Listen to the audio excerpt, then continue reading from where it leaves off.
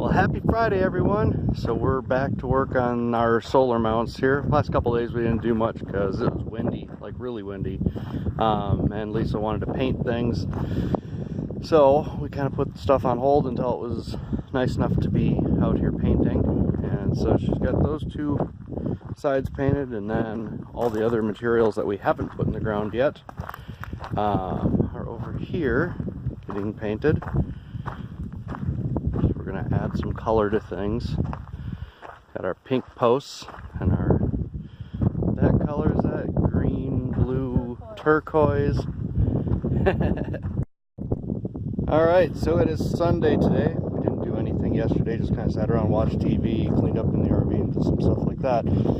But I figured it'd be neat to see, this is what it looks like after I jackhammer.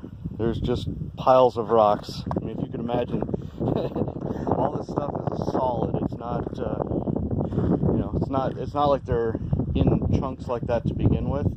You basically sit there and jackhammer them, and they break apart into those pieces, and then they just, yeah, almost looks like I dumped rocks into there, but no, that's all just from jackhammering, and the rocks stay up on top, and all the sand kind of dumps down to the bottom as it shakes and rattles. Actually, you can see down in that hole, maybe, how the sand, even, you know, 4 feet away, has been jumping down into the hole. But almost done. We're gonna be able to cement these in today, and then tomorrow we'll be moving the solar panels onto here from the IBC totes and our old rack. It's kind of funny to say the old rack when we are only been here for 4 months, but whatever. And then once we get that moved, I'm thinking about pulling the trailer in behind where our second row of panels will be, and that'll open up this whole area over here so we can start building our power shed. The holes are dug, so I've got the two ends up. I've got strings going across, basically going from the center of each of the posts here from end to end, and we've put these other stands in the middle, and they sit just barely below the line at each of the spots. So now I'm going to stick the rebar in through the little holes I have drilled in the bottoms here, and then we're going to put them in place and put the super struts on top of them, basically to hold them from tipping side to side. And then we're going to put 2x4s and just screw them in temporarily to the fronts of our stands here into the pink board, and basically they'll just hold it while we're pouring our concrete in and letting it set up. And once that's all done, we will put the super strut on permanently with some leg screws, and then we're going to mount our panels. Alright, so this is what I was talking about with the rebar. Basically just crisscross like that, just drill a hole through and then hammer them in. And that basically gives us some material for the concrete to hang on to, so that these things don't lift up out of the ground.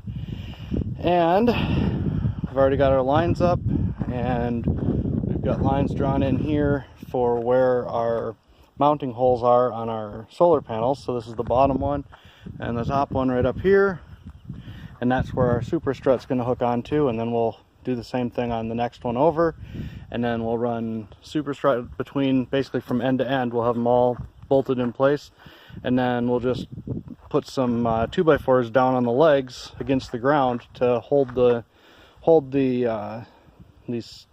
stands, I guess, up to make them all level all the way across. And basically we're just going to try to push them up tight up against the lines here that we've got going right into the top of the first chair on both ends. And these lines are level, at least for now, so till the ground shifts. It's weird, man, when you're hammer drilling this stuff, or hammer drilling, Jesus, got me saying that now, jackhammering this ground. It sounds hollow. It's like I keep thinking I'm gonna hammer one more time and the whole ground's just gonna fall out beneath me and I'm gonna fall into a big cavern or something. It's kind of cool. Anyhow, back to work. They're all lined up.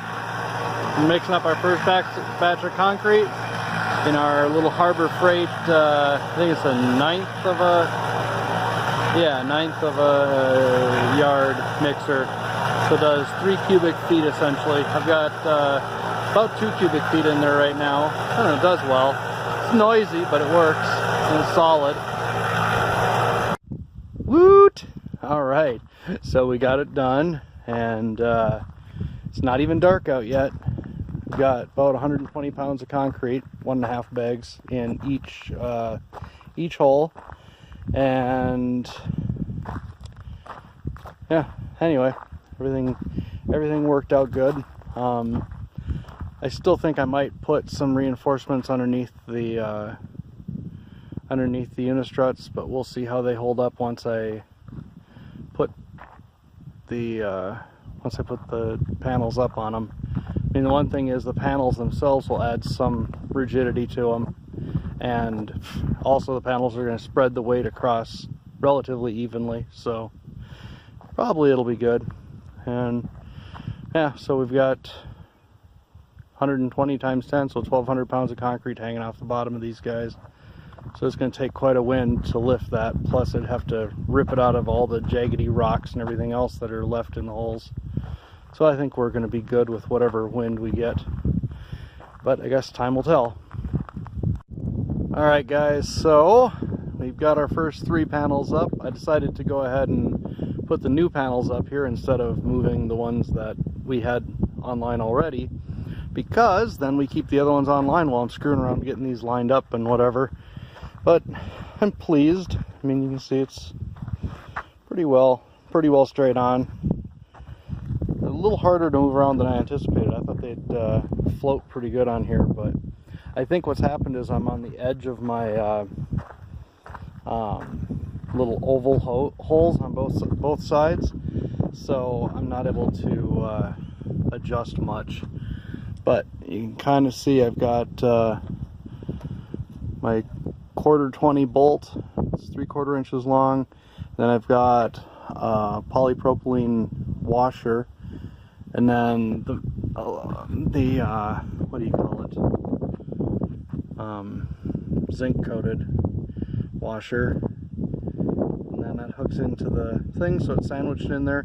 And those little nuts that hook into the super strut, they actually have teeth on them, so they bite into the super strut, and these things are impossible to move back and forth. Even when you loosen the damn nuts up, or the bolts up, it still grabs as they start to tip. So I mean, even if the bolts were to loosen up on those things, it's pretty much going to have to come completely loose before anything's going to happen with the panels. They're not going to move back and forth more than about 1/4 inch.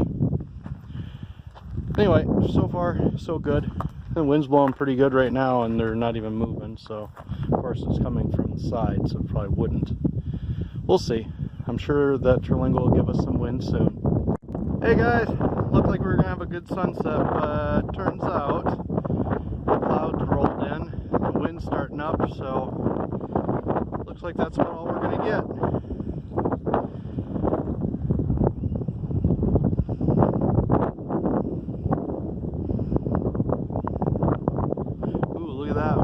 Most of a full moon there.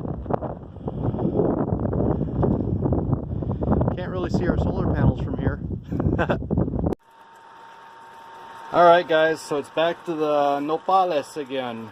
We picked a few of the cactus pads and actually cut them up and ate a couple of them raw, and they were pretty good. They weren't chewy at all, they're just right. So I have a good feeling this is going to turn out this time. We bought this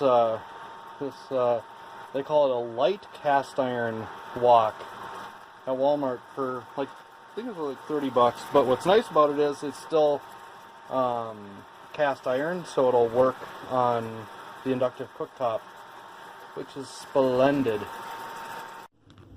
Alright, well, we already ate one of them, and so that's what's left after making our second. And oh, we've got this this stuff we got in Arizona, the Arizona Gunslinger.